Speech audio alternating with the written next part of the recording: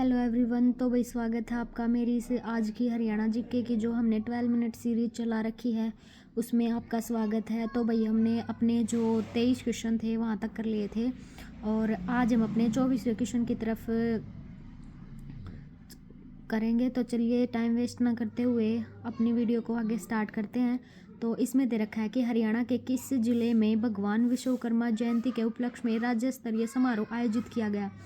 तो भाई कहाँ किया गया, तो इसमें है कि कहाँ किया गया। देखिए भाई चलिए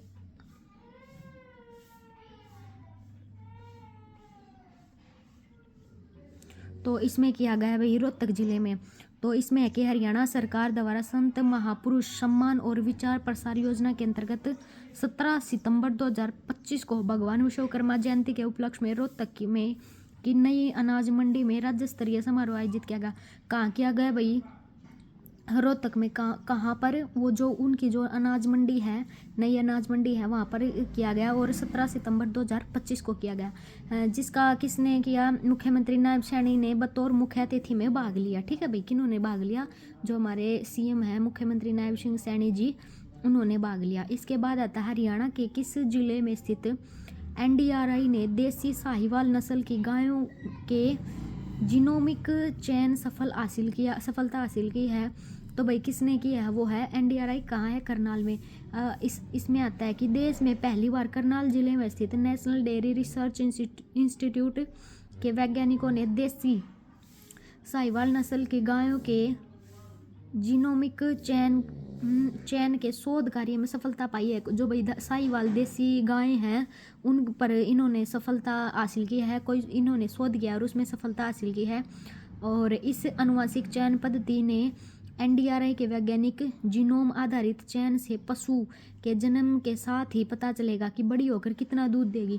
ठीक है भाई, उनमें ये पता चल जाएगा कि भाई ये जो गाय है ये बड़ी हो गई कितना दूध देगी। करनाल में किया है उन्होंने ये। फिर उसके बाद आता है हरियाणा में सितंबर 2025 तक कितनी शुगर मिल है। तो भाई सितंबर 2025 तक हरियाणा में 14 शुगर मिल है। इसमें आता है कि हरियाणा में सितंबर 2025 तक कुल 14 शुगर मिल है, जिनमें 11 सहकारी और 3 प्राइवेट हैं। कितनी सहकारी हैं भाई, टोटल 14 हैं, लेकिन उनमें से जो 11 हैं वो सहकारी हैं और जो 3 हैं वो प्राइवेट हैं, मतलब सरकारी है, सहकारी हैं और 3 प्राइवेट हैं। इसके बाद आता है प्रदेश में अब 25 किलोमीटर की बजाय 15 किलोमीटर के दायरे में शुगर मिल लगाने की तैयारी है। पहले भाई 25 किलोमीटर में होती थी, लेकिन अब कितने में लगाने की तैयारी की जा रही है, 15 किलोमीटर में। इसके बाद आता है हैफेड किस जिले के रामपुरा में सरसों तेल की अत्याधुनिक मिल स्थापित करेगा। तो कहाँ करेगा भाई, वो करेगा रेवाड़ी में। हैफेड कहाँ कौन से जिले में रामपुरा के सरसों तेल की अत्याधुनिक मिल स्थापित करेगा, तो वो करेगा रेवाड़ी में। इसमें आता है कि हरियाणा राज्य सहकारी आपूर्ति एवं विपणन संघ लिमिटेड द्वारा रेवाड़ी जिले के रामपुरा में सरसों तेल का अत्याधुनिक मिल स्थापित की जाएगी। कौन से तेल की भाई, सरसों के तेल की रेवाड़ी में मिल स्थापित की जाएगी। और मिल की प्रारंभिक प्रसंस्करण क्षमता कितनी होगी भाई, प्रारंभिक क्षमता 150 टीपीडी होगी, जिसे 300 टीपीडी तक बढ़ाया जा सकेगा। फिर उसके बाद आता है यह परियोजना डिजाइन, बिल्ड, फाइनेंस, ऑपरेट और ट्रांसफर आधार पर सार्वजनिक निजी भागीदारी मॉडल के तहत क्रियान्वित की जाएगी। ठीक है भाई। फिर उसके बाद अगला क्वेश्चन है, इंडोनेशिया बाली के राज्यपाल की तरफ से हरियाणा के किस जिले में महर्षि मार्कंडेय के नाम पर कल्चरल सेंटर विकसित करने का प्रस्तावना आया है। तो भाई कहाँ आया है, तो वो होगा कुरुक्षेत्र में। इसमें आया है कि जो इंडोनेशिया बाली में छठे अंतर्राष्ट्रीय गीता महोत्सव, कहाँ भाई, इंडोनेशिया में। कौन सा महोत्सव, छठा महोत्सव, कौन सा गीता महोत्सव छठा का आयोजन किया गया। फिर इसके बाद आता है गीता मनीषी स्वामी ज्ञानानंद महाराज ने कहा कि इंडोनेशिया बाली के राज्यपाल आइवायन कोस्टर की तरफ से हरियाणा के किस जिले को महर्षि मार्कंडेय के नाम से कल्चरल सेंटर विकसित करने का प्रस्ताव आया, तो वो है भाई कुरुक्षेत्र जिले को विकसित करने का प्रस्ताव आया है वहाँ की तरफ से। इंडोनेशिया बाली के जो राज्यपाल हैं आइवायन कोस्टर, उन्होंने ये प्रस्ताव भेजा है। फिर उसके बाद आता है बॉक्सर जैस्मिन लवोरिया ने वर्ल्ड बॉक्सिंग चैंपियनशिप 2025 में महिलाओं की 57 किलो कैटेगरी में कौन सा पदक जीता? तो वो जीता भाई उन्होंने स्वर्ण पदक। ठीक है, कौन सा पदक जीता? स्वर्ण पदक। इसमें आता है कि भिवानी के बॉक्सर जैस्मिन लबोरिया ने वर्ल्ड बॉक्सिंग चैंपियनशिप, किसने भाई? भिवानी के हैं ये बॉक्सर जैस्मिन लैम्बोरिया। इन्होंने जो वर्ल्ड बॉक्सिंग चैंपियनशिप हुई है 2025 में महिलाओं के 57 किलोग्राम भार वर्ग में फाइनल में पेरिस ओलंपिक 2024 में रजत पदक, जो विजेता थे पोलैंड के जूलिया सेरेमेटा को हराकर क्या जीता है? स्वर्ण पदक जीता है। और हाल ही में अस्ताना या जो कजाकिस्तान में हुए वर्ल्ड बॉक्सिंग कप में भी उन्होंने स्वर्ण पदक जीता था। जैस्मिन ने कॉमनवेल्थ गेम्स में कांस्य पदक जीता और जैस्मिन के परदादा हवा सिंह ने एशियाई खेलों में 2 बार स्वर्ण पदक जीता था। ठीक है भाई, जो जैस्मिन के परदादा थे हवा सिंह, उन्होंने जो एशियाई खेल होते हैं उनमें 2 बार स्वर्ण पदक जीता था। फिर उसके बाद आता है हरियाणा बॉक्सिंग संघ के अध्यक्ष कौन चुने गए हैं? तो भाई कौन चुने गए हैं? वो है सत्यपाल सिंधु। तो इसमें आता है कि रोहतक में मेजर सत्यपाल सिंधु ने हरियाणा बॉक्सिंग संघ का अध्यक्ष चुना गया, जबकि कुरुक्षेत्र में ओमबीर हुड्डा को महासचिव चुना गया है। ठीक है भाई,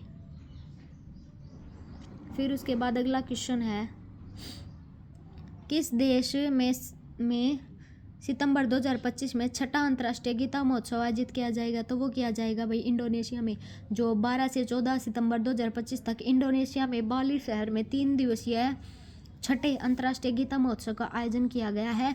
और बाली ने भगवान गरुड़ की विशाल प्रतिमा जहाँ स्थापित है, और गीता मनीषी ज्ञानी स्वामी जो ज्ञानानंद महाराज हैं, और विदेशी धरती पर गीता महोत्सव मनाने का सिलसिला मॉरिशस से शुरू हुआ था। कहाँ से शुरू हुआ था भाई? मॉरिशस से। फिर उसके बाद आता हरियाणा के बॉक्सर मीनाक्षी हुड्डा ने वर्ल्ड चैंपियनशिप 2025 में कौन सा पदक जीता? तो हरियाणा की जो मानसी हुड्डा है उन्होंने वर्ल्ड में चैंपियनशिप में कौन सा पदक जीता? तो उन्होंने जीता स्वर्ण पदक। इसके बाद आता है रोहतक के गांव रुड़की की 24 वर्षीय बॉक्सर, कितने साल की है भाई? 24 साल की हैं जो बॉक्सर हैं वो मीनाक्षी हुड्डा ने जो वर्ल्ड बॉक्सिंग चैंपियनशिप 2025 में महिलाओं की 48 किलोग्राम भार वर्ग में फाइनल में कजाकिस्तान की नजीम कजाईबॉय को 4-1 से हराकर स्वर्ण पदक जीता है। कहाँ की है भैया? रोहतक के रुड़की की। फिर उसके बाद अगला क्वेश्चन आता है, हरियाणा के बॉक्सर पूजा रानी ने वर्ल्ड बॉक्सिंग चैंपियनशिप 2025 में 80 किलोग्राम भार वर्ग में कौन सा पदक जीता? तो भाई कौन सा पदक जीता उन्होंने जीता कांस्य पदक। वर्ल्ड बॉक्सिंग चैंपियनशिप 2025 में महिलाओं के 80 किलोग्राम भार वर्ग में जो भिवानी की 24 वर्षीय बॉक्सर पूजा रानी बोहरा है, उन्होंने कांस्य पदक जीता। ठीक है भाई, कहाँ की है? भिवानी की। फिर उसके बाद हमारा अगला क्वेश्चन है, हरियाणा के किस जिले में बॉक्सर नुपुर शोरान ने वर्ल्ड बॉक्सिंग चैंपियनशिप 2025 में रजत पदक जीता? तो किसने जीता भाई? तो वो जीता भिवानी। ठीक है, भिवानी के जो 26 वर्षीय नुपुर ने वर्ल्ड बॉक्सिंग चैंपियनशिप 2025 में महिलाओं के 80+ किलोग्राम भार वर्ग में रजत पदक अपने नाम किया। किसने? 80+ जो किलोग्राम भार वर्ग था उसमें रजत पदक अपने नाम किया है, और वे महानतम बॉक्सर हवा सिंह शोरान की पोती हैं। ठीक है भाई,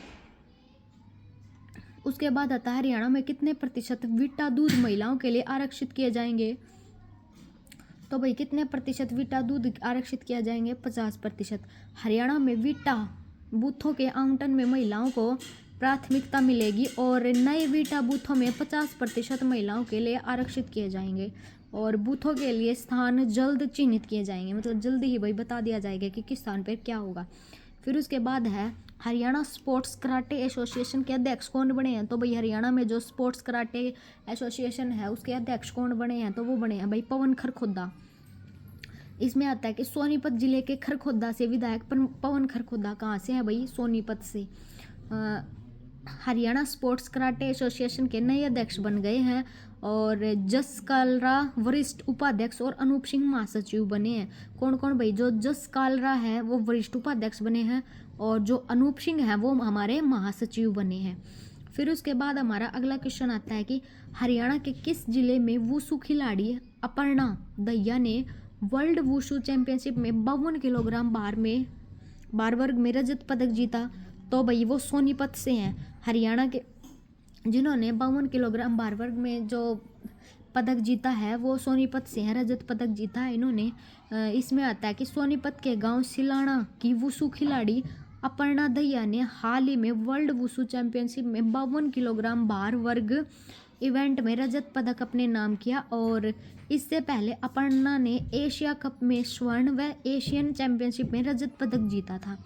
ठीक है भाई। फिर उसके बाद हमारा अगला क्वेश्चन है, हरियाणा के किस जिले में एक आधुनिक क्रू प्रशिक्षण केंद्र स्थापित किया जाएगा? तो भाई हरियाणा के किस जिले में स्थापित किया जाएगा? तो वो किया जाएगा भाई हरियाणा के करनाल में।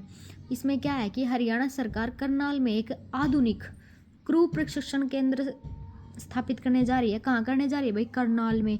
और जो विमान प्रशिक्षण और कौशल विकास का प्रमुख केंद्र बनेगा, किसका प्रमुख केंद्र बनेगा भाई? वो विमानन प्रशिक्षण और कौशल विकास का। फिर उसके बाद आता है हरियाणा की नई एरोस्पेस एवं रक्षा नीति का उद्देश्य भारत में एक अग्रणी रक्षा विनिर्माण बनाना है। ठीक है भाई, इनका उद्देश्य ये है।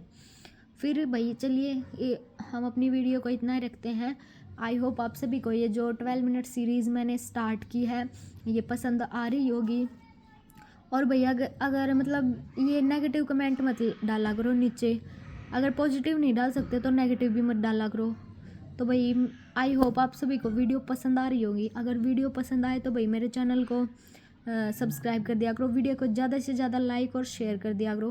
भाई मैं आपके लिए ये क्वेश्चन अच्छे लेके आ रही हूँ। और चलिए भाई मिलते हैं आपसे अगली वीडियो में, तब तक के लिए धन्यवाद।